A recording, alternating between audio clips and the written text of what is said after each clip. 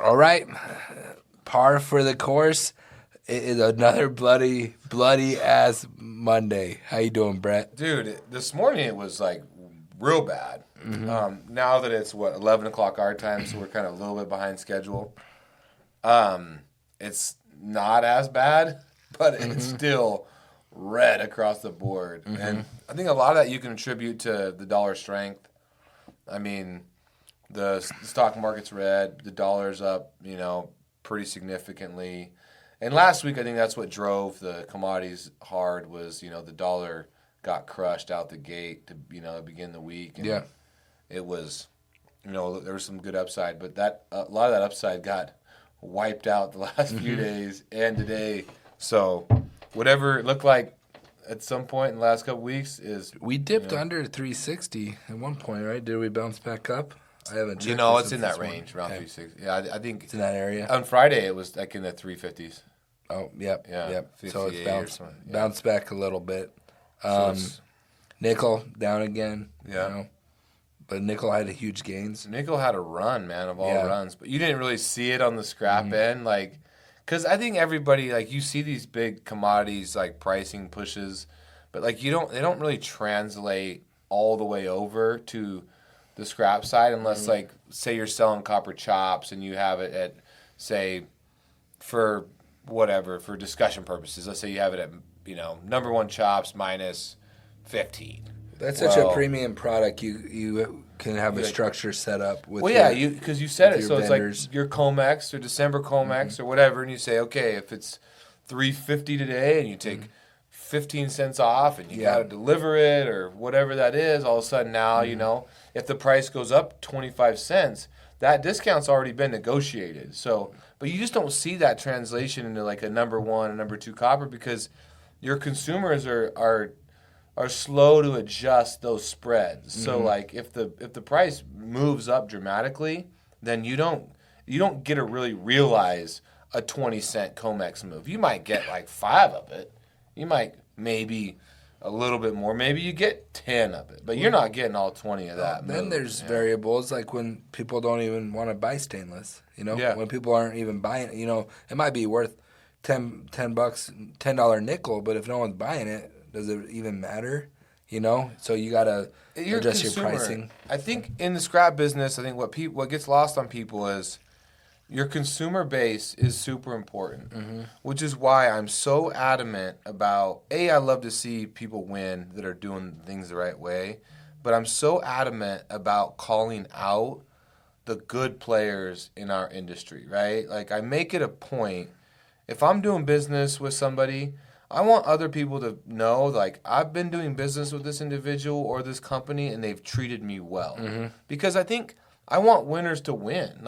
There's no secrets in this game. The price is the price. Within a few cents, it is what it is. But can you forge those relationships, and do you have people that treat you well? Because going back to what you just said, consumers, do you have people willing to consume your scrap when the market there isn't a lot out there, right? But if you have the relationship and you've treated people right, you've delivered the product that you have, agreed to deliver, those relationships run deep. Because it's a two-way street. It's a very two-way street. And I want people to know who the good players are. I want people to know that if they buy scrap from United Metals, it's what I told you it is going to be. I'm not trying to fuck you. I'm not trying to, pull one over on you. And if it ain't what I told you, I'm going to be the first one to make it right. For that reason, because I know how it is to be in 2009 and nobody wants to buy your shit. That's a real deal, and I don't think people that have been in the scrap business for the last, say, 5 to 8 years know that feeling when you're making a product that used to have good value and used to have 10 consumers has 1 or 2 now. And that's why it's so important for whatever scrapyard you're at. If you work at a scrapyard, you gotta make sure your buyers are buying the product right. They're communicating with the production team. The production team's communicating with the trader, like yourself, that trades the material, so they know the specs of, this can go in this one can go in this one. It needs to be on pallets. It needs to be on, dunnage. There's all those variables, and that's why everything always breaks back down to either the relationship with your own guys and the communication, and also the relationship with the person you sold it to, the consumer, and your relationship there. Because, no one's ever going to be perfect. There's going to be hiccups in the road. Always. And I've seen you with our consumers, the good ones, they always find a solution. Yeah. The not as good ones probably just be like, screw you, take it back. It's not really like they're bad for that. No. But they're not willing to go the extra mile, which, in the long-term relationship, that does matter. I'm very picky who I sell scrap to. Because I'm always looking for that relationship, right? I want to have a couple good quality consumers for every item we produce.